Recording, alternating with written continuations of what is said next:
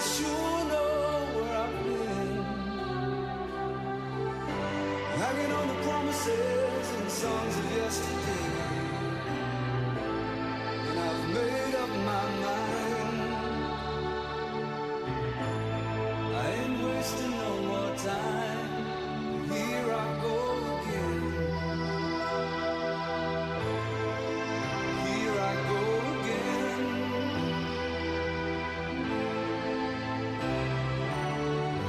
Though I keep searching for an answer,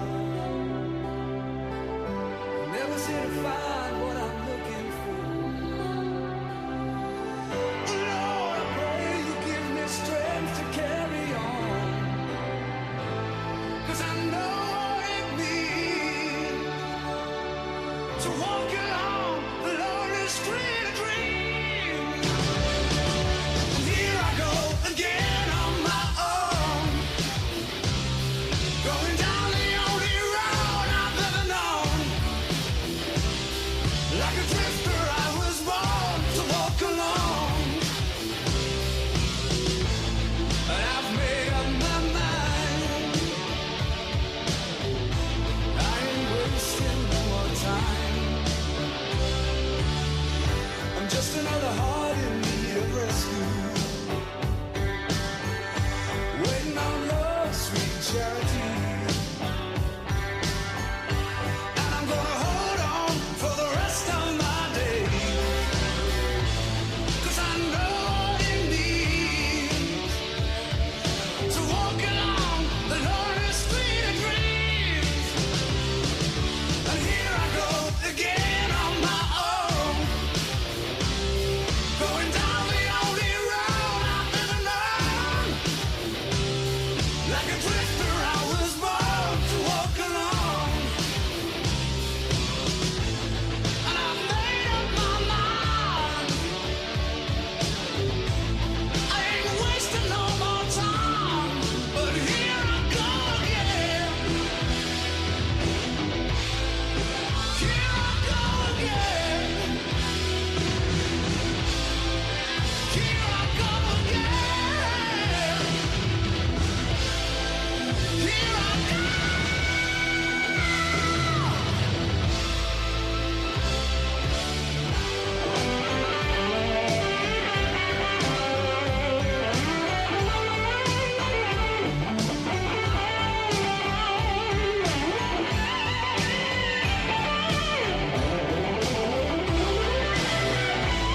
Cause I know what it means to walk along the lonely street of dreams. And here I go again on my own, going down the only road I've ever known. Like a drifter, I was born to walk alone. And I've made up my mind, I ain't wasting no more time.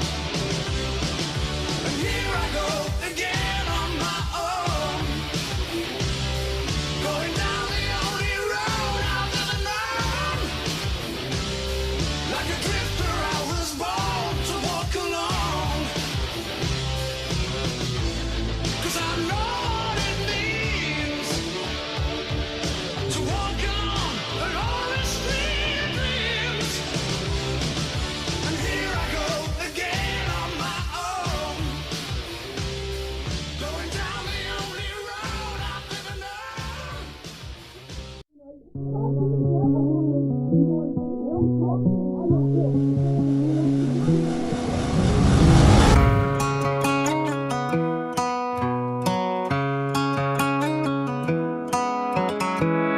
Don't let me down easy. If you're gonna leave me, baby, go and leave me all the way. Don't ask for all your things back, cussing out my name, yeah, just to go and take back what you say. Burn all the bridges, don't ask forgiveness, walk away like I'm someone you hate.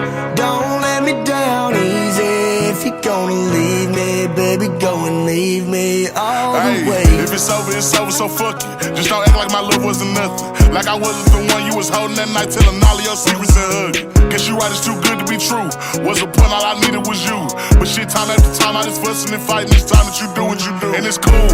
Mama said it was fish in the sea, I got lost in the pool. Knew it was coming, I watched how you move, how you turn your back on me and leave me to lose. Remember the text, how you said that you do. Said that you never leave, we would fight till it's due. But as it went on, I was fighting for you. Since the text turned green, why the fuck it ain't blue? Guess you done and I get it. Said you stay and you wanted my name and you left, so I'm guessing that you never meant it. Said you try and hold on cause the love was so strong, now I'm standing alone in this kitchen. Singing sad songs, but I'm knowing that this shit don't last long. If you leaving, then leave cause your bag's gone. But just know you can never come back home. Don't let me down easy. If you're gonna leave me, baby, go and leave me all the way.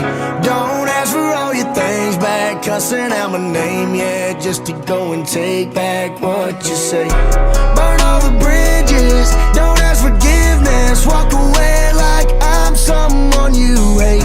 Don't let me down easy. If you're gonna leave me, baby, go and leave me all the way. If you say that you done, ain't no take back. Said you fell out of love and I hate that. But see me, I was stuck like a drug, really feeling for love, and somehow I can't shake back. When you walked out that door, I was hurting. All the dreams in my head, you was perfect. You remember the very first time that we chilled and I reached for your hand where the nerves at. Time to pass, but shit, that's what it do. It be times I be sick sitting thinking about you. It was death do us part. You gave me the blue, really played with my heart. Left me lost and confused, like this shit was fair game. But you made it the rules. On my heart, left a scar and a bruise. Hope that you can stand on all the shit that you did. I'm done, y'all finally through. Don't let me down easy. If you're gonna leave me, baby, go and leave me all the way. Don't ask for all your things back, cussing out my name, yeah, just to go and take back what you say. Burn all the bridges, don't ask forgiveness. Walk away like I'm someone you hate. Don't let me down easy. If you're gonna leave me, baby, go and leave me all the way. Do you have the time to listen to me whine about nothing and everything all at once? I am one of those melodramatic fools, neurotic to the bone, no doubt about it. Sometimes I give myself the creeps. Sometimes my mind plays tricks on me. It all keeps adding up. I think I'm cracking up. Am I just paranoid? Am I just stuck? I went to a shrink to analyze my dreams.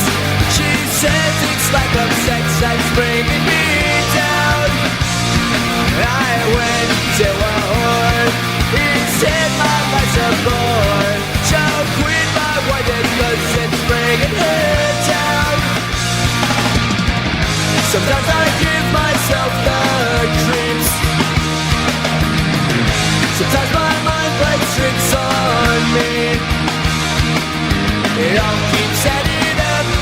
I think I'm cracking up. Am I just paranoid?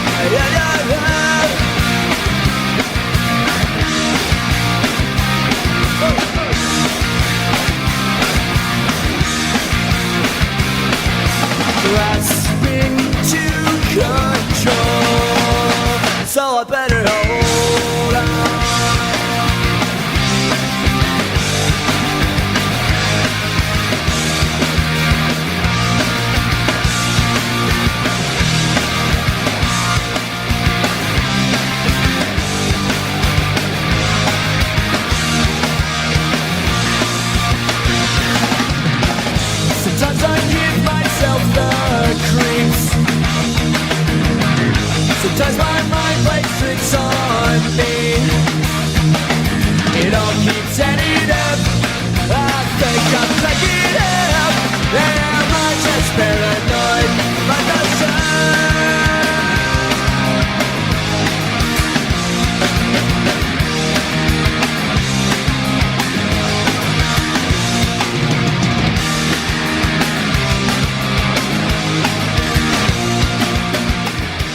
over the last few years where our attrition, our turnover rate for security staff was 60%. If I want to pretend I'm Joe Doe and take your image, your face, your video, your voice, and I want to replicate that, I want to be able to authenticate that and say, hey, this isn't Joe speaking to me. There's got to be something off there. Everyone has a part in the security and safety of all of our guests and employees. And it doesn't stop just if security is in your title. You guys communicate and have synergy with security and surveillance and cyber and even marketing and player development. And for so long, Joe, those departments were sideload departments. I'm going to pull your heart out of your chest and shove it down your throat. Smoke them and then hit them over the head with it. Whatever you have to do, you have to have that kind of mentality.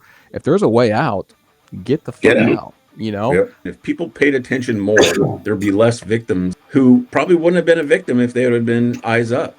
If you want to learn how to truly protect yourself and how to secure yourself, you should learn from someone who does it for a living or someone who has gotten away with it. You'd be surprised how well you'll do if you just fight for your life.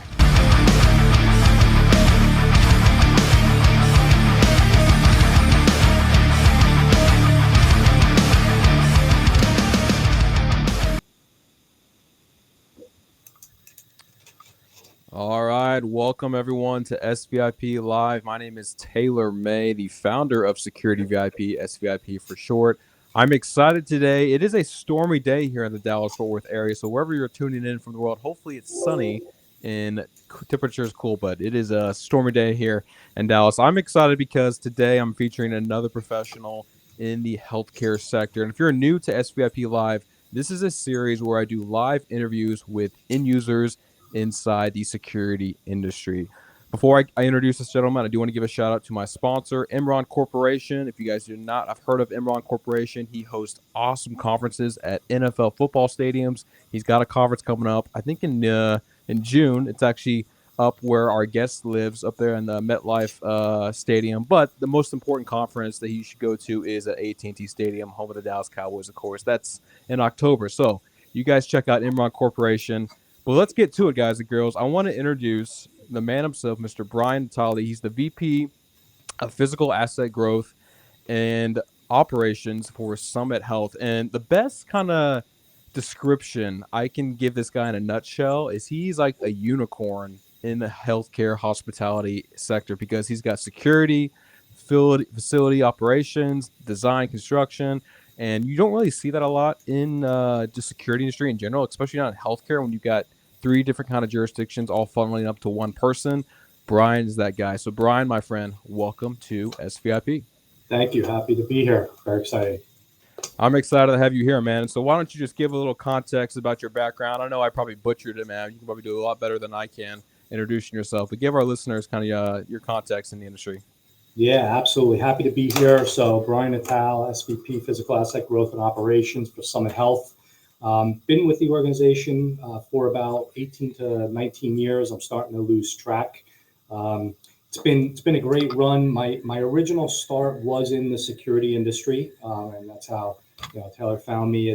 That's where my start came from.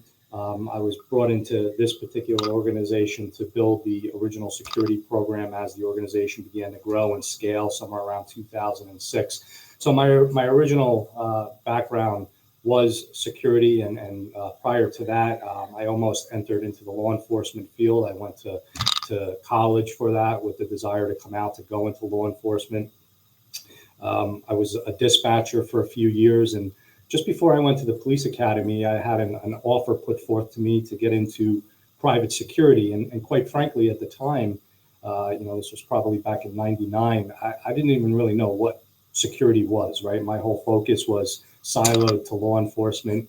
And quite frankly, I didn't even know that the security industry existed, 20, 23 years ago when I decided to take this jump. But long story short, I took a leap of faith, and instead of going into the police academy, I took this opportunity that was presented to me quite a long time ago, went into corporate security, running security for high-rise buildings down in Newark, New Jersey. I had 3 Class A high-rise buildings. It was right around the time of September 11th. I started probably 60 days in the industry before September 11th. So I very quickly got my sea legs after that very unfortunate day. I was hip deep in it. I had high-rise buildings down in Newark, New Jersey, which obviously had extreme proximity to what was going on in Lower Manhattan. So, from there, my security knowledge base and just my career kind of, was rock solid foundation, and my entire world became security after that event. Right, that was all I knew, and I was going to learn and establish myself to be the best I could in the industry after those events. So about 4 years down in Newark, and then I got recruited into the organization that I'm in now in order to build the corporate security program for a scaling healthcare organization.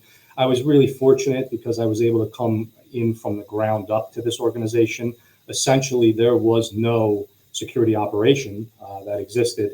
And for those of you out there that are in the security field, it's always nice to build from the start, right? You can establish your own platforms, your own foundations. You're not coming in and cleaning up someone else's mess or trying to figure out, what was there and trying to fix it. So I was really fortunate in that aspect that I was able to build a program from ground up. About 8 years in, as Taylor mentioned, I'm kind of a unicorn. People often ask me, and I'll get into this a little later, like, what exactly is it that you do today? And I'll be honest, I have a tough time answering that question, right? I know exactly what I do today, and it's, security is my background, and that's still a very large foundation. But as was mentioned, I also have facilities and maintenance that falls under my scope, and also design and construction for healthcare for all of our locations. It's hard for me to explain, right? When someone in the security industry says, "What do you do?" I generally just stick to that one area that person knows, because I don't know how to explain the other areas. So I've come up with kind of a personal branding tagline to help me, and it's build, run, protect, right? So I have very talented teams. Don't get me wrong. Everyone that works underneath me are the rainmakers and help us do what we do every day. But I have a build, run, protect team. We essentially build a building. We then operate it through our facilities and maintenance, and then through our security division, we protect it. And just 2 cents on how I wound up there. A lot of people ask me, you were the security guy, quote unquote, the security guy back in the day. How did you get into building buildings and, running maintenance and facilities and understanding BMS systems and HVAC and ventilation systems? It was quite frankly trial by fire. I was the security manager back in the day. I had a wonderful leader who I reported to on a C-suite level, and that leader was in charge or overseeing all of our construction. And at the time, as the security professionals that are on this video interview can possibly imagine, anytime you're involved with security and there's construction going on, right, you're hip deep in it. You got to know that the project's taking place. You got to be kind of standing over the project, right? Who's coming on your site? What kind of access controls are there? Just general knowledge of the overall construction or renovation or what's happening, right? So I was always that guy that was kind of the annoying security guy that was, standing over the whole of the contractors, saying, what's that? What's this? What are you guys doing? Who's coming here? What's the schedule? And, long story short here in a lot of words, we were in the midst of, we have one location that's about 300,000 square feet. And we were in the midst of adding a third MRI. And my boss at the time was, overseeing that. I had knowledge of the project on the periphery of, that it was happening and, from a security perspective. And one day my boss walked into my office and, going back in time, things weren't digital. And she had a big binder that was related to this construction project that was ongoing. And she basically said to me, she said, listen, I've just accepted another opportunity that was presented to me in New York City. And, in 6 weeks, I'm going to be leaving. And of course, I was devastated and wanted to know what this big binder was that she was holding. And she literally dropped it on my desk and said, this is the binder for the MRI construction project. And I trust no one else but you to be able to take the reins of this and complete it. And I kind of looked at her and, it's a pivotal moment. It's right. Yeah. What do you do? Do you figure it out, or do you stick your head between your legs and run off and say, I can't do this. It's not for me. Right. But I'm not that type of person. Right. So I took that binder, I flipped through it. I self-taught myself. And that was kind of the entry into the design and construction world and the healthcare design and building world, which then kind of parlayed itself into just general operations, which parlayed itself into real estate and facilities and maintenance. Fast forward to where I am today, I have 3 wonderful teams that I run for the organization. When I started, we had about 6 locations. I had no gray hair. We have about 600 locations now, ranging in size from 1,500 square feet to 300,000 square feet. So it's been quite a journey, quite an experience of very fortunate for me to be exposed to this, to be able to, one, be part of a growth explosion in an organization of that nature. I always call it kind of the hockey stick line of growth, right? We literally had 6 locations, and then a couple of years later, we had 50. A year later, we had 150, and a year later, a couple of years later, we have where we are now, 600 some odd locations, multi-state operation. So I'm very fortunate to be involved with that and have been exposed with that. And what I will say is I've learned a lot of lessons that I can share here related to security, the synergies between construction, design, the importance of synergies between construction, design, facilities, and security. And a lot of the lessons that I've learned, right? Some of them being the hard way, 15 years ago, as we started this journey, there were a lot of silos still, right? I was the security guy, and not necessarily were the design and the facilities teams synergetic yet, right? Everybody kind of had their own march of what they needed to do, right? It was very siloed of, hey, listen, the construction team's got to design a building and build it, and that's their goal, right? And the facilities team has got to run it, and that's their goal. And then, as we all know, as security professionals, security is usually last on the list, right?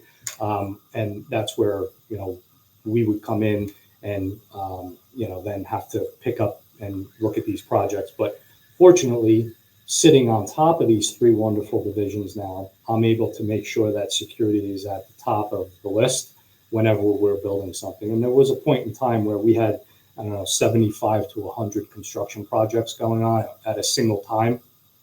And I often say to people, I was so fortunate again, I think there were projects that we did in, maybe a 1 or 2 year period that were so numerous that most people in their entire career are not fortunate enough to say that they built 100 projects over a 30-year period. So I was really fortunate to be able to have this experience and continue to be here today, and hopefully share some thoughts and insights of these 3 disciplines that I kind of oversee, and the importance of how they all fit together as a puzzle piece. Well, I was just going to say, Brian, I hope you're compensated fairly with 3 different jurisdictions and departments that you're managing. And you mentioned adding additional locations. It's like it's the same thing in the sales world, man. They want the quota to be higher every single year. It's like, well, you're going to add more overhead to me. I need more responsibility. I need more payment for that too. I need more financial compensation for that. So I think it's important, Brian, because you're 100% right, man. When you look at design and aesthetics and construction, security, you're right, is always at the tail end of that. It's never at the forefront of that. So I want to bring that up because, again, you're dealing with 3 different departments. I want to talk about the synergy between those departments, how you get everyone on the same page. How do you make sure that security is prioritized in the very initial phase of design and construction versus after the fact? Because all too well, they've designed something and then something new comes out, you can't implement it, or they have to reconstruct something. I want to talk about that as well. So maybe share about the synergy within those 3 departments that you created. Because again, man, you're right. Not just healthcare, but like any other industry you look at, there's always been silos between different kinds of departments, but we've never had one person really manage that all. So talk me through the communication chain, approval chain. How is everything prioritized? How is everyone getting along? Sure. Talk about that. Yeah, I'm glad that the thing that you just said last about how everybody's getting along, that honestly is one of the most crucial and most important pieces of everything, right? So making sure that the teams get along, and that starts at the top, right? So I need to emulate the behaviors that I expect my teams to have towards each other, right? That's the first thing. It starts from the top. And I make sure to do that on a daily basis. So I call it the barstool team approach. That's what I always tell my team. And what I mean by that is, right, facilities maintenance, design, construction, security operations. You think of a bar stool. Bar stool has 3 legs and it's got a platform on it. If you take any one of those 3 bar stool legs out in a project, in an effort, in whatever we're doing on a daily basis, it's no longer a bar stool, right? Right. You need all 3 legs in order for that structure to be something, right? To be able to support or to be a successful structure. So that's my daily approach with my teams. And, selecting the right people, making sure that they get along, and making sure that they understand the bar school team approach. So when we approach a project, whether it's a new construction, a de novo build out, a renovation of an existing site, I have essentially construction project managers on the one bar stool leg through my design and construction team who know right off the bat that my background is security. They know that my security director needs to be consulted and brought into the mix, as well as my facilities and maintenance teams, right? It's just inherently known. Right. So when we're building a budget and my team is building a budget for a construction project, we have template budget sheets that we have built out, and we've developed security, facilities, and everything that goes along with that into those concept budget sheets. So it can't be missed, right? So if we're designing something new, we have room for access control. We have room for camera systems. If it's a renovation, is this the time to upgrade equipment that may be there? And we can talk about that a little bit later about the efficiencies of making sure that you're, leveraging a construction project for the efficiencies and economies of scale to get your best financial impact, right? So, and that's so important on the security side when you're dealing with upgrading systems. But, back to that bar stool team approach is, our teams are all in the same room. That's what it comes down to, right? And just like I always say to my people, just like boats in a marina that are moored to their docks, when the tide comes in, the boats rise together. Yep. When the tide goes out, the boats sink together. So we rise together as a team, or we sink together as a team. So I don't look at my design and construction team and say, look, you successfully built this building, great job, but facilities and maintenance and security, you didn't hold up your parts, so you failed. But hey, design and construction, great. That's not the way I operate it. We are all one team. And if one bar stool leg of that project, or again, whatever it is that we're doing, whatever effort that we're taking upon, if one leg doesn't fail, to me, the project's a failure, right? And we need to figure out what happened, how do we fix it? And what I will say is, fortunately, that rarely happens now. I've got such a good team. I've got such a team that gets along with each other, that collaborates with each other. And often, they don't even come to me. They're dialoguing together, which is great. And that's what it's all about, right? It's the collaboration of the teams together. And more importantly, it's each, and this is the recommendation I would give out there, because I undertook this effort and it's worth it, is one, build the right team, pick the right leaders. Okay, that's obviously very important. But number 2 is, after you get those leaders in place, educate those leaders of the respective areas and disciplines of the importance of each other's roles, right? So why does my security director need to be involved? What is the importance of card access? What is the importance of intrusion detection systems? What is the importance of camera placement and making sure that, once cameras are placed on a CAD layout, that the ductwork doesn't get placed in front of the camera systems, right? Now to block views. So everything, everything relies on one another, right? And vice versa.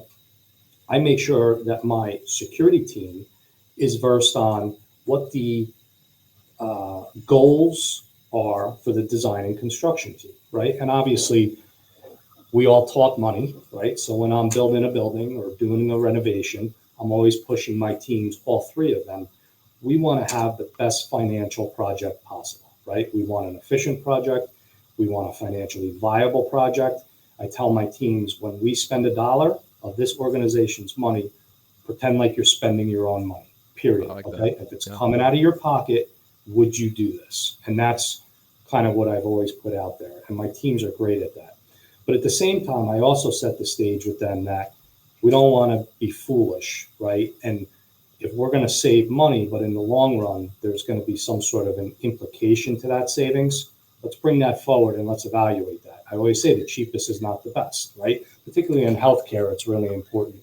If you're building a warehouse or, and please not to, talk down to any other type of project, but, if you build a warehouse that you're storing stuff into, you don't have thousands of patients coming in on a daily basis, right? So the risk is a little bit less, right? Not that it's any less important that, the project has to be right or construction has to be right and structurally sound, things of those natures. But when you're dealing with healthcare, right, it's a whole different animal. You have thousands of patients coming in that there's safety issues that have to be accounted for. When you're putting in medical equipment, this equipment is very sensitive. You have to make sure that you have the right power conditioners, because you get one power blip, you can blow out a $2 million MRI, with a power spike. So there's all kinds of mechanicals and engineerings and things that need to be taken into account. Now, again, can you save $300,000 by not putting in a power conditioner? Yeah, you sure can. Would I ever in a million years allow my construction or design team to come to me and say, let's not put a power conditioner on our MRI? Absolutely not, right? Because one power blip, we lose a $2 million MRI. Do the math, it's risk versus reward. So, again, in a lot of words, just making sure that the cross collaboration is there, that the teams are talking to each other, but making sure that the teams are educated on each other's goals and why they're doing what they're doing, right? Because once you appreciate why my security team needs or is asking for X, Y, and Z. Why is the security team asking for sleeve conduits down that wall? That's going to add another, I'm making up numbers, $15,000 to the overall project. Why do we need that? Well, we need that because it's going to save $10,000 on the installation of the low voltage, because we're going to have pull strings that are already in place when the walls are closed, right? So that's the reason why. And the one thing I've done, and I'm really proud of, is I've educated my security team on how to be involved with the design and construction aspects of a project. So very rarely are we bringing in a third party who is going to say, yeah, you need a camera there, you need a camera here, right? I pride myself that my teams are doing that internally. My security director that I hired and had probably a 6-hour interview with before I brought him on board a number of years ago, and I call him kind of my mini me. He's designing where the cameras go, right? And we're having a third party do the actual install, but we're controlling where things are going, why they're going there, where is that glass break sensor going, why is that intrusion detection going here, why is that camera going here? We're controlling all that. And again, when you look at, you start to fold in the facilities and maintenance team, right? Why are they important? They have to operate the building at the end of the day, right? The construction team's going to build it and ultimately hand off the keys to the facilities and maintenance team. And they ultimately have to take the reins to operate that building. And does it have the right BMS system, right? Can it talk to the main BMS system that we currently have? Will that platform integrate?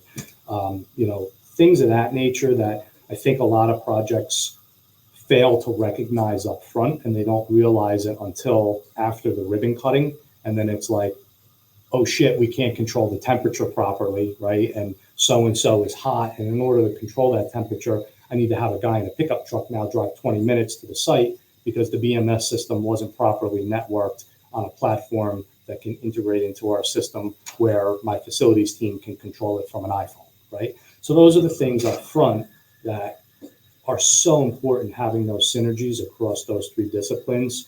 And I can go on and on and on with examples of the three, but I think you get the point of the collaboration, the synergy, and ultimately the cost effectiveness, right? When the building is open and operating, and quite frankly, in 10 years from now, still having those same efficiencies to operate the building because things were done a decade prior when the actual design work was done. Well, Brian, the synopsis that comes to my mind, everything you said is, and this I've made this point pretty clear in the industry before, and some people don't agree with this, some people do agree with this, but I think what manufacturers should recognize now in the security industry, especially legacy manufacturers, is you have end users like Brian who are becoming autonomous, self-sufficient. They're self-educated. They can do things. They can map out things. They can design things. And so your typical consultant or your integrator who does maybe some of that heavy lifting is maybe not as needed as much. I mean, not saying they're not important, but when you have someone like Brian who can handle all those things internally and kind of speed up the process and saying, hey, manufacturer, I know exactly where I want to put your cameras, your access control, your intrusion, XYZ. There's always a sensitive topic there, Brian, in the industry about manufacturers selling direct versus going through a channel. So I bring that conversation up. I always like to promote self-sufficient end users, and you're a prime example of that. But Brian, we do have our first question, man, from the audience. I'm going to bring it to the fold. You'll appreciate this question. This question comes from Jonathan Everett. Brian, if you remove CCTV and access control, what piece of technology helps you and your team the most? So one of the challenges that we have, and it leads into answering this question, is we have locations, as I mentioned, that are extremely large and extremely complex, where we have amazing integrated technology into these locations. But when you think about a smaller location, maybe a location that we acquire that we have not built from the ground up, maybe a 3,000 or 4,000 square foot typical doctor's office in a community that we have taken possession of, you may not have CCTV and access control and all the related technologies that we may have leveraged at a very large self-built hub staff. Awareness training, ensuring that your frontline staff are operating. And when I say frontline staff, I'm not talking about the security or the facilities or even the design and construction team staff. I'm talking about the frontline medical, clinical office staff that are actually at those locations, right? They become your eyes and your ears. And having robust awareness training programs and essentially assimilating them into your security department. Okay, we have an amazing security awareness training program that every new hire gets when they join this organization. It's done in person still. Obviously, it's streamed video, but where I am right now in New Jersey is one of our corporate locations, and there is a new hire class that physically takes place here. There's one that takes place in Manhattan. There's one that takes place in Oregon, and there's a speaker that is live, right? So it's not recorded. It's not a canned session where people are zoning out. My security folks actually show up live to one of these locations, and our video is streamed to all the new hires around the country that are attending these global orientations. And there's a robust training awareness program, right? I love the one JDLR. I always talk about that.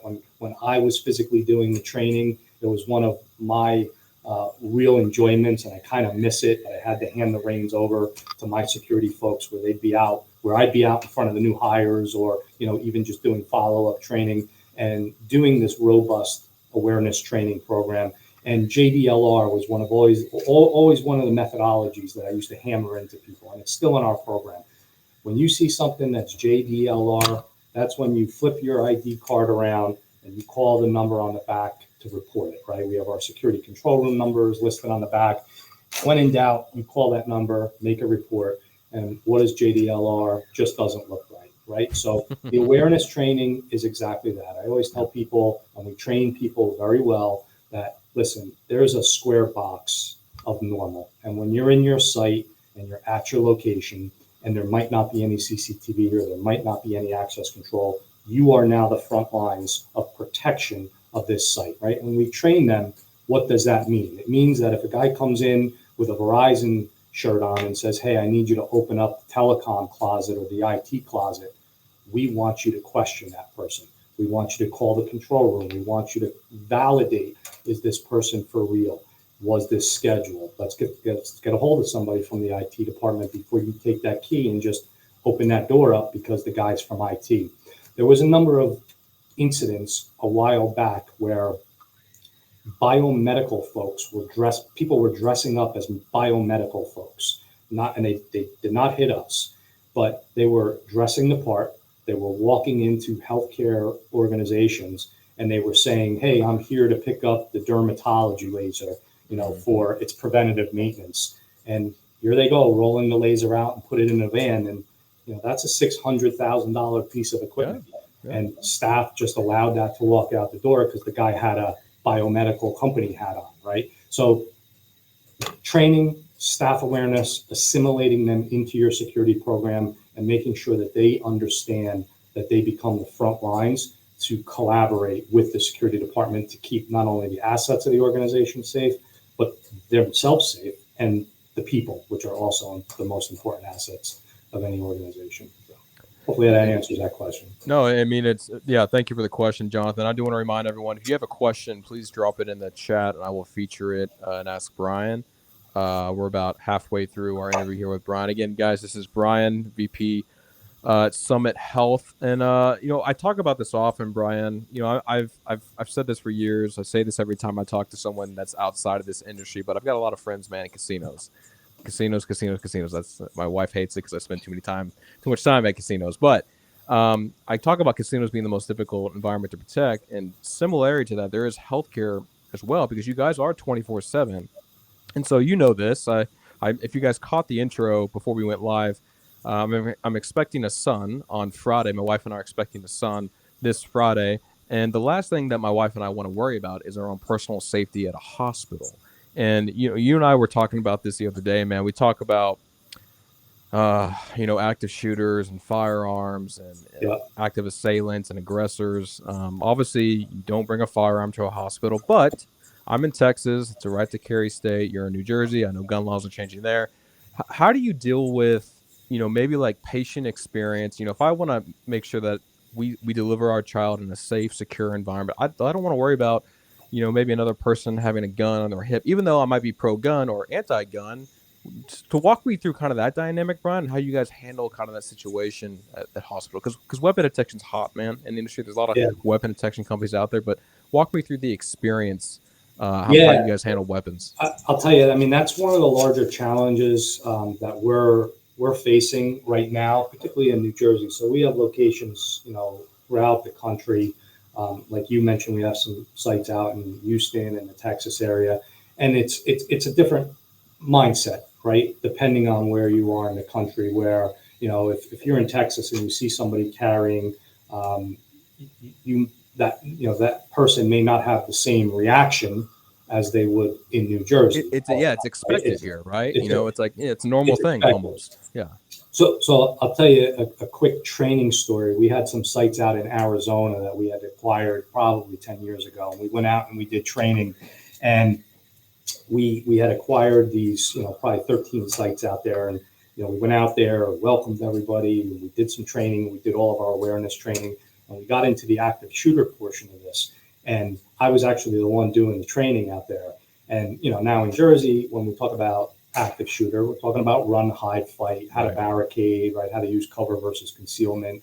The fact that run, hide, fight may not be linear, right? You might have to fight first. It's not a linear type of training. But, in Arizona, the funny story was, I can remember I was in a room with about 60 people, and I got into and I asked the question. I said, okay, you hear shots fired. What are you all going to do? And they all literally reached into their handbags. I forgot. I'm in Arizona, and whoa. Here we go. Fight fire with fire, baby. Right. And so that was my introduction, over a decade ago, to remember that when I'm doing training, I have to be, when we're doing training, we have to be, cognizant of where we're doing that training, because mindsets are different, Right. But back to your point, in New Jersey, one of the challenges that we're dealing with is the gun laws are changing. I'm a responsible gun owner myself, right? But it's a very hot topic of, if you are a person like myself and you're coming into a medical facility, should you be carrying a weapon knowing that you're going in for an MRI? Should you be carrying a weapon knowing that you're going into an exam room where you're going to have to derobe and put on a gown, right? Your weapon is now unsecure. It's off your body. Me personally, I would never ever take that risk, right? So if I'm going, and I for many years through my security and in New Jersey, carried a firearm, right? And I was very responsible with how I carried that firearm. And if I was ever going into any environment where there was even for a moment that I had to be separated from that firearm, I would make the choice not to carry that firearm, right? So that was my personal choice. So what we're finding in New Jersey in particular is that the gun laws have changed, where it was not easy, or quite frankly, almost impossible for a civilian to get a carry permit in New Jersey unless you were in some sort of law enforcement or security capacity.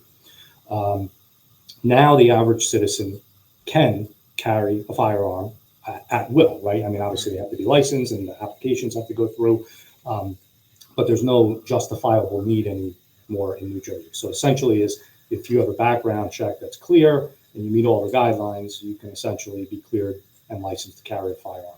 Right. And what we're finding is that, you know, it's like almost introducing a new toy to people when all of a sudden they couldn't have something for so long. You're getting a lot of people that have that right and they're not making always the right decision. And I'm careful how I say this again, because I'm a responsible gun owner myself and I'm not against guns. I want to, you know, but you got to be able to make that decision of, again, I'm going into a healthcare facility.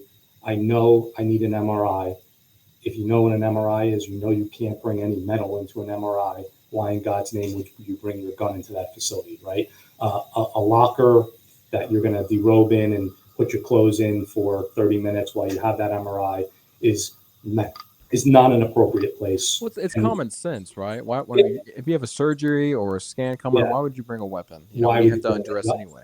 You know, And we're seeing it where so what we're doing is we've actually developed an approach with our security team and also our staff, so that if someone does come in with a weapon into an appointment, we've what we've taught our staff is to be very careful how you approach the situation, right? We don't want to approach it with a sledgehammer. Um, you know, if there is some sort of a threat or you're feeling threatened for whatever reason, back out of that exam room, make a phone call, and then we'll take it on a case by case basis, right? To validate that that person should be carrying a firearm. That's number one. Number two, when we do validate that generally the person is licensed to carry and Right. it's appropriate, we've developed a script. It's a very distinctive script, which kind of meets right in the middle. And it's, you know, listen, some people are uncomfortable around a weapon, some people are not, right? So if we have a provider or staff that come forward and say, look, you know, John Doe came in, patient XYZ, he had a weapon, he's coming back again next week, you know, I'm very uncomfortable with being in the presence of a weapon. There's a script that basically, as a first step, is have a very middle of the road conversation with that patient to say, listen, you know, when you come in next time, I would really appreciate if you don't bring your firearm in or if you lock it up in the car. It makes me uncomfortable, and it's just not a good place to have it in the exam room here, knowing that I'm going to have to ask you to undress. You're going to have to put that weapon unsecured on the counter, and it's just not a good situation. And what we have found, quite literally 99% of the time, is when you have a rational, well thought out script, which we developed, and you have a rational conversation with that said person, they get it, right? Exactly. They understand, and they return on the next visit and they don't have a firearm. I can only literally think over the last 2 years of one situation where somebody really pushed back. And interestingly enough, it was a law enforcement person, and actually responded to the script really irrationally, quite frankly. But you know, again, if you have a rational conversation, you follow the script. You know, most of the people are going to play by the rules and abide by, hey, look, the provider is not comfortable. And the most important thing is making sure that the provider is comfortable, the patient's comfortable, so that the patient-doctor relationship is untarnished, so that proper care could be, furnished to that patient, which ultimately is the most important part of healthcare. No, I agree. I mentioned common sense earlier and having a rational conversation, a humanized conversation, just treat him as a human. Someone made a comment. Esteban made a great comment. Common sense is sometimes not common, and I agree with that, man. There's crazy people out there that don't have basic common sense. But Brian, there's another question, man, that came in. This is from John. He works for the U.S. Department of State. His name's going to be blocked out here for privacy concerns, but this is John's question. U.S. Department of State. He says, interesting insights, Brian. Kind of normal question in these times, but where is cyber in your sphere of influence? So we talk about cyber and physical a lot in the industry now, Brian, about the convergence of that. So how do you handle cyber and kind of the InfoSec at the hospital? Yeah, absolutely. My day-to-day, right, I'm not an IT guy, but I will say for any of you out there, if I could go back in time and become an IT security professional, I would definitely do that, because that is obviously one of the hotter topics right now, is the cyber. But I work collaboratively with our IT department, right? We have an IT security chief that obviously is focused on cyber. From my perspective, working collaboratively with them, I'm going to focus, and my teams are going to focus more on the physical aspects of it, right? The concentric circles of protection around the IT assets to ensure that they can't be infiltrated, right? That's making sure that the IT closets are properly locked down, have the proper intrusion detection systems, making sure, most importantly, that if there is an intrusion detection on an IT or data room location, that those alarms are responded to accordingly, right? It's great to have an alarm, but if nobody goes and checks it out, what's the point of the alarm? So physically making sure that the access to infiltrate our cyber is really, my day-to-day and my team's day-to-day. But on the other side of it, we do work collaboratively where, our cyber team, I will tell you, and it drives me nuts, but it's a sign of the times and it has to be done. No more junk drives, right? I can tell you right now, looking at my laptop, if I got a whole stack of junk drives here that are on my counter that I used to have and I used to be able to do all kinds of stuff with. They've been sitting on my counter in this little thing for probably 2 or 3 years now, because they're useless. I can't plug them into my computer anymore. We can't download anything. And that was a real hard learning curve for the doctors, right?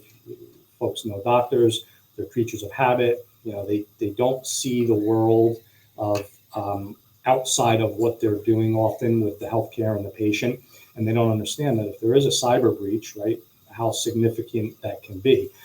So it was a big learning curve, specifically for the doctors, to lock down all the USB ports where you stick anything in, you can't really do anything with it. That's one part of it. And then also collaboration with running spoofing test emails. I will say minimum one a month goes out to our organization. And our IT department is really good at putting those phishing tests out. I often laugh at some of them that go out, because they'll put some out that are really well designed on purpose, right? And then they'll put some out that are intentionally not well designed, in order to see how many people will actually click on this Go through intentionally unwell designed, right? Yeah. And I'll see these come out and I'll laugh and I'll be like, there's no way anybody in their right mind would ever click on this.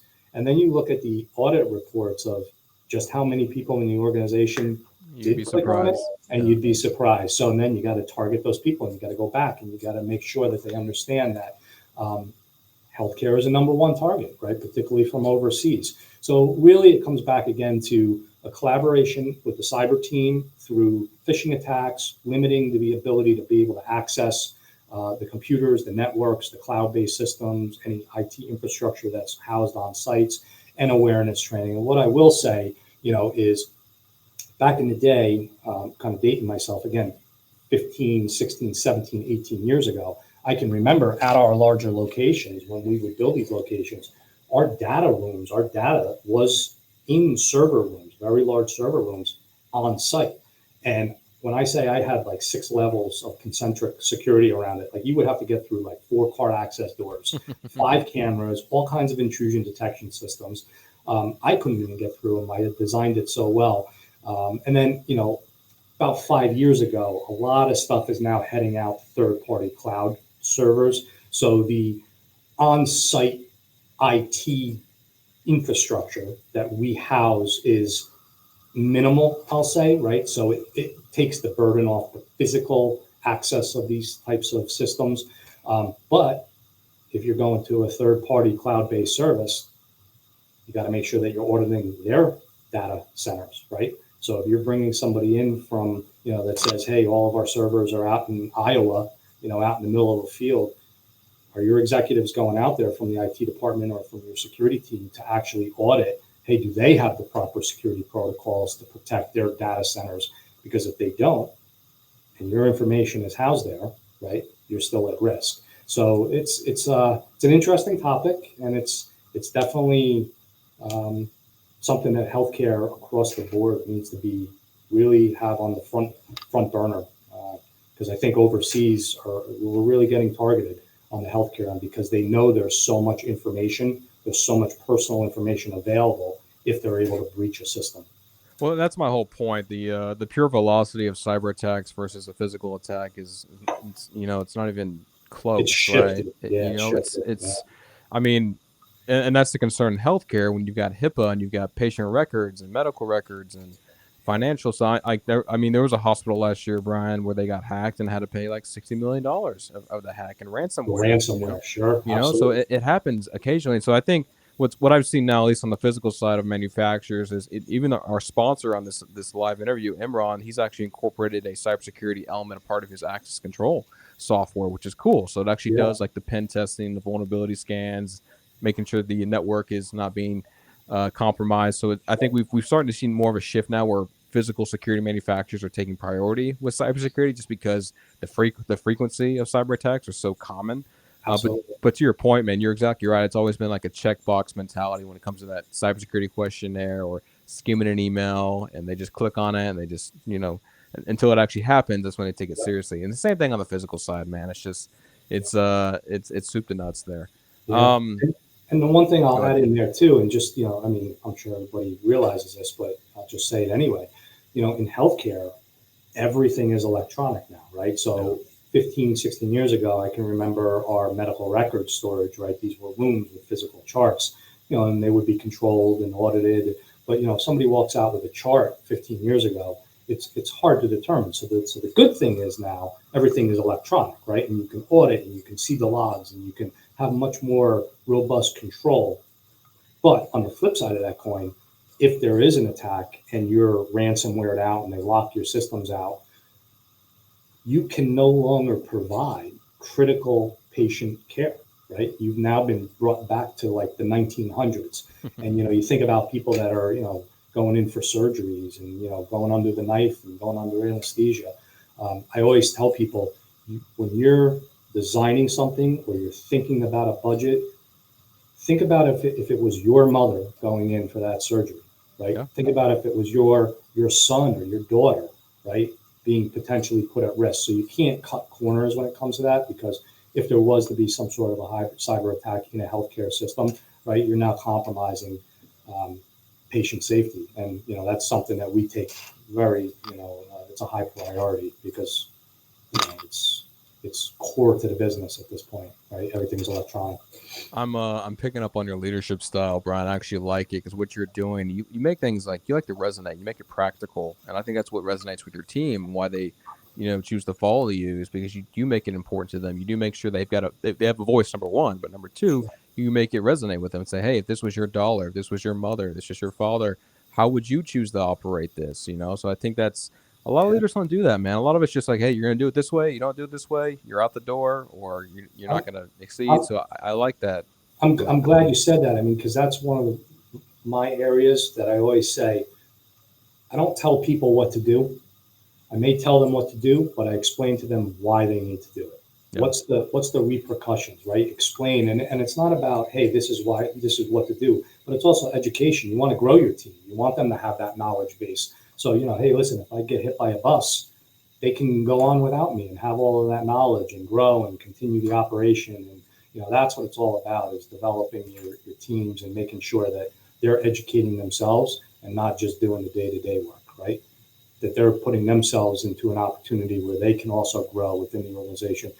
One of my lines is always absorb everything like a sponge. Yep. Even if you don't think you're going to need it today, in 5 years from now, you can regurgitate what you learned 5 years ago and potentially apply it in a situation that you could have never thought of. So absorb like a sponge, even if you don't think you need that knowledge base today. I mean, being a continuous learner is 100% correct. so Man. important. I love that. Another question came in, Brian, from our friend John at the U.S. Department of State. He must like you a lot, man. So I'm going to feature his. I think I connected with John on LinkedIn. Yeah, you're gonna have to connect with John. That's true. And John, this is your call out, man, to be on a live interview. I need to get a federal guy on here anyway, so you'll be a perfect candidate. So Brian, thanks for the insight on cyber integration. Following up, do you dabble in the business, enterprise, risk, or resilience side? Absolutely, business continuity. I'm glad you brought that up. That's a great topic, right? Particularly in healthcare. If there is some sort of a challenge, and listen, it doesn't have to be cyber, right? On the healthcare side, if we have an infrastructure failure, we have to be ready to react.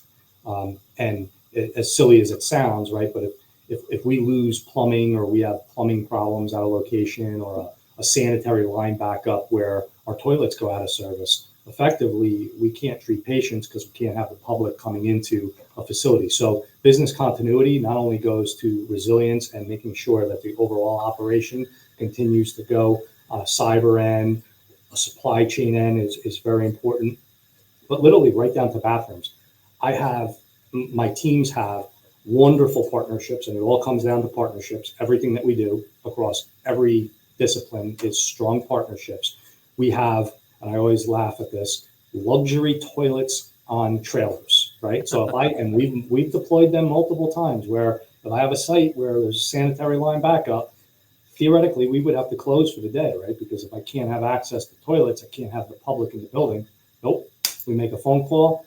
Our business continuity plan is our luxury trailered toilets come in within 45 minutes, are placed in the parking lot, hooked up, and it might not be the prettiest thing, but our operation continues, right? So business continuity is right down to the toilet. So the answer is yes, totally involved with all that. We're always looking at the supply chain. If we have generator failures, gas line failures, God forbid I have a power loss, do I have 2 and 3 ways to get diesel fuel, right? If my tanks start to run dry, we have to have all of that in place. And yes, that there's a lot of planning involved with that, and a lot of teams that are collaborating, including design, construction, facilities, security, maintenance, among others, in our risk management teams. So it's not just me. So it's a group of core departments that make sure that we are ready to pivot at any moment, should there be any type of disruption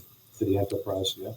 Man, all I'm saying, as long as those bathrooms are big man approved, that's all I care about, man. Same thing with flights, man. I'm a big dude. I gotta have some leg space, man. I gotta have some leg room, man. That's why they're called luxury toilets. They're there not you just go. portable johns, they're luxury toilets. I love it, man. So Brian, we got about 5 or 6 minutes left, man. I want to encourage the audience, drop a question. I will ask it to Brian in his next 5 or 6 minutes, but I do want to pin a comment.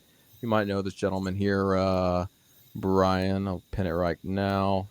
Esteban. I have got a baby obviously due in a couple days here, and I do this anyway. I look for exits wherever I go, whether it's out to a dinner with the wife. I want to make sure where's the exit, so I have eyes on it. Whether it's going to a movie theater, definitely want to check for an exit at a hospital. It's not you cannot see an exit sign somewhere in a hospital, right? It's not like it's hidden. It's definitely very well lit. But this is a great comment. I think, Brian, you would appreciate. I do, and I'll give a call out here to Steve Cutry, who's actually one of my team members on my facilities team from New York North.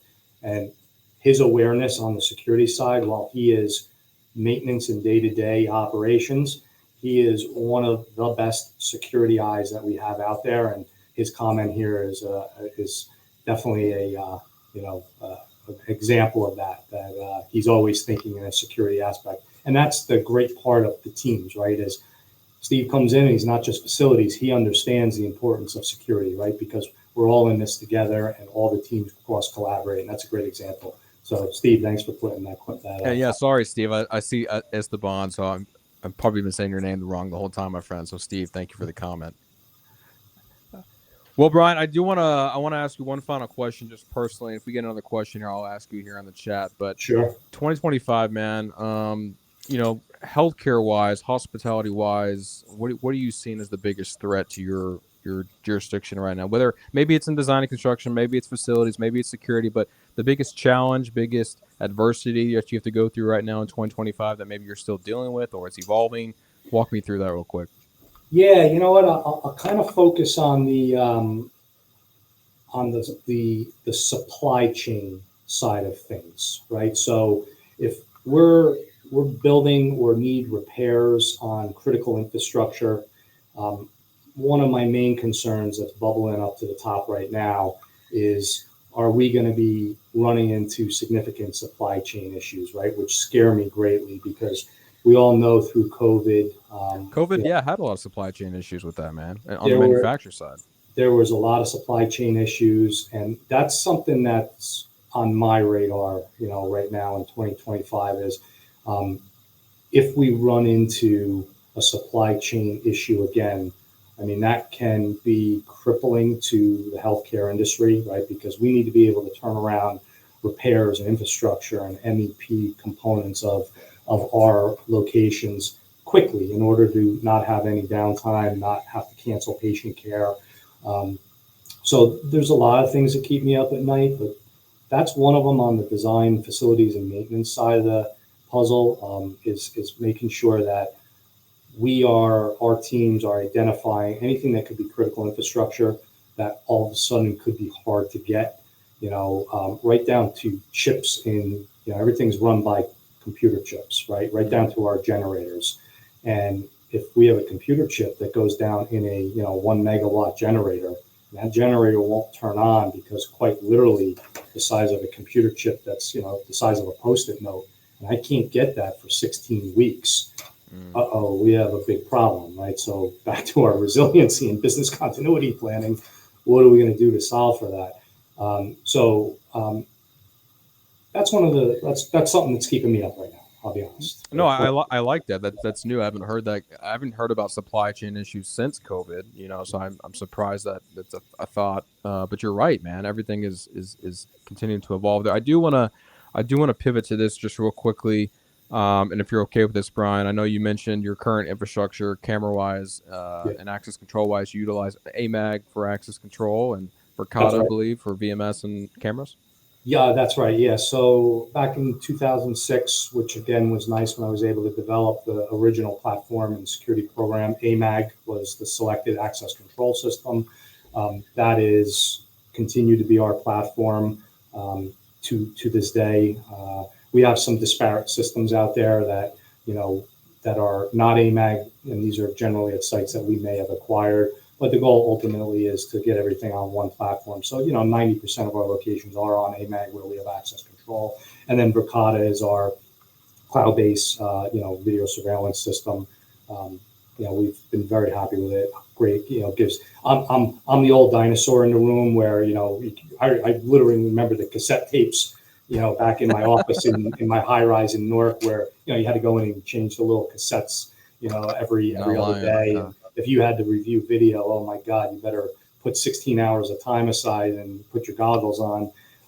So the technology is so advanced now; it's amazing. And our Verkada platform, we've been very happy with it. And then one of the other critical pieces of security, business continuity. Pieces of equipment or technology that I think a lot of people may overlook, but is so important, at least to me and to our organization, is the mass notification system, right? So we have 20,000 some odd employees, and one of our challenges was as we scaled out of the tri-state area, and we're out in the west and down in the south, and there's different type of events. How do we reach employees if there's an event? So we have a really nice mass notification system that we recently put in place within the last 2 years. It's got two-way communication where if we want, we can have employees check in. We can geofence where we want that communication to go out to, which was, is a fantastic thing. If I circle the state of Florida, hit the message and just say, hey, anybody that's down in that geo-fenced area gets the message. We have the ability to target messaging and then also have that two-way communication check-in if we so desire. So that's a piece of technology that sometimes people overlook, but that's a big one, and I like that. No, I like it. I like to give the manufacturers a little bit of love anytime we do a Sure. live That one's Alert interview. Media. I'll give them a plug. That's Alert Media that we use for the mass notification systems. There we go. Alert Media, Verkada, and AMAG. It's the alleyway at Brian that's using. So, Brian, we're at the top of the hour, my friend. I want to genuinely appreciate your time, spending some time with me. But any final comments or recommendations, man, you want to share with our audience before we let you go? Well, first, it's been a pleasure. Thanks for giving me the opportunity. My biggest thing is, and the thing I would leave everybody with is, going back to that bar stool. Most importantly, you develop teams and you cross collaborate and you keep the three legs of that bar stool so that there's a platform when a project or whatever it is that you're working on with those teams, that bar stool becomes an actual bar stool to go sit at the bar and raise a drink and cheers your teams to a successful project. So keep it in mind, you keep that bar stool intact.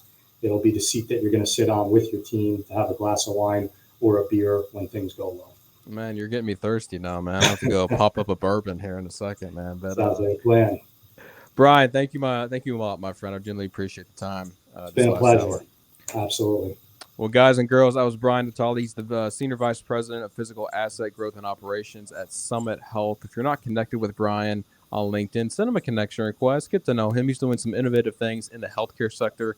And I'll say it again, he is truly a unicorn in the healthcare sector with all the things that he is managing, 3 different teams he is managing, and that synergy that he's creating. So I will be having a baby here in a couple days, guys and girls. So I will be taking a couple weeks off from SVIP Live, but tune in next month because I do have 3 guests coming up on SVIP Live. One's in education, one's in retail. I think it's former Walmart we're going to be featuring. So I've got a couple other guests coming up on our live interviews. And if you're not a subscriber yet of SVIP, make sure to subscribe. But you guys stay safe out there, and we'll see you on the next one.